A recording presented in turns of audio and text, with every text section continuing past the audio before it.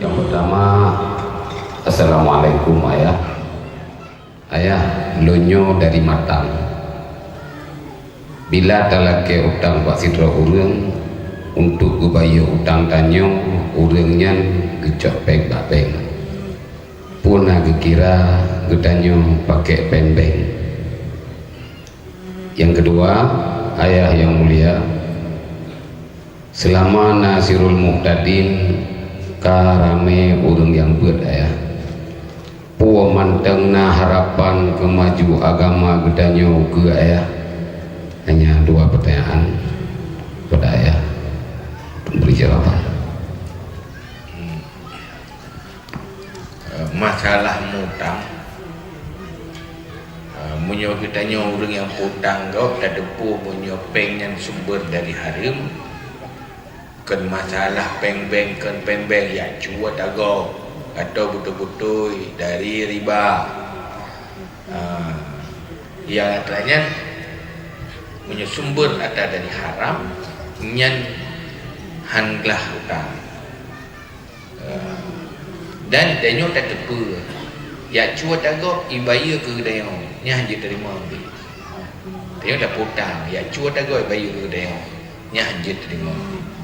Utang memang wajib bayar, tetapi wajib bayar utang di saat kaya dengan harta halal. Munyo hana kaya, ayah hana sanggup betul-betul nyan fantaziru ila maisarah. Tunggu sampai mampu dibayar. Yang kedua, persoalan Sirul Muqtadin. Hai uronyo kam tama Sirul Muqtadin munyo seluruh Aceh ronyo katruk dengan berkembang wadah 10 ribu munyo di Birun tengok Gana sekitar tadi 20 ribu lebih baju-baju mak dengan berkembang mak maju agama ke hai maju maju roy waktu orang yang jemaah buatnya agak maju tetapi untuk seluruh nya kan mata tak soda orang hanang na. Dalam sebuah kampung di nana urang yang tembak pada rau dia. Pada persen menurutnya maju. Nyoka maju. Pada persen maju 5%. Maju sih menurutnya. Karena begah wabil ilmi hayatul Islam. Dengan ilmu udip Islam. Munyo untuk umat apabila merata udip ilmu nyangka betul-betul udip mahina mentang tidak berahli Nabi as-salatu imaduddin faman aqamaha faqad aqamaddin wa man tarakaha faqad hadamaddin. Sembahyangnya tiang agama, so yang kubur sembahyang yang kepada agama, so yang tinggal sembahyang yang kerelah agama itu akan diukur orang ni macam belum sembahyang pada persen yang hana pada per kira-kira soda rumah maksudnya kalau rumah wakrek kami rela menteng ke rumah wakrek kami ke rumah hubung menteng mitih menteng mana kami rela wakrek nak menteng dah ke rumah beda tu dan tameh tinggal ibung ni. Tameh dah 10 krek tinggal krek. Yang dah kat apa? Nyampur rumah rela rumah ke? Rumah ke? Anak rumah rela. Mana ti? Ini tiang agama semaya. Menyut 70% orang anak semaya berarti tameh 70%. Tak, tinggal 50%. Narlah yang kemudiannya rendah tamah 10 krek 7 krek hantar meh tinggal le dia dah rumah hai kita dah tak meh mana yang mana di itu dah hukum dah yang sembahyang anak sembahyang berapa persen itu baru lagi bah nak 50% orang sembahyang diaขึ้นterus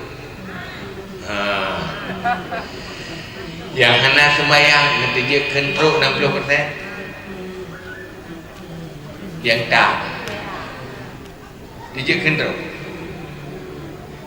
Yang ini telefon, maju agama. Karena sembahyangnya musoso ini. Maka alhamdulillah kita yang roh dan sembahyangnya sujud Allah kerja Allah mati. Syukur terima kasih ke Allah Nabi taufik kita roh dan sembah. Karena Allah dipegainya. Sembahyang cuma rakaat, tagai rakaat, tagai 2 rakaat, tagai. Tapi Allah ada tegur. Fa innaha lakabiratun. Sembahyangnya berat. Bila alal khasyiin. Kecuali urang-urang yang istiqamah dan khusyuk. Bagi urang mun kasih latihan, kasih kekuatan baru kubur. Karena yang berat so Allah kan pegang mana?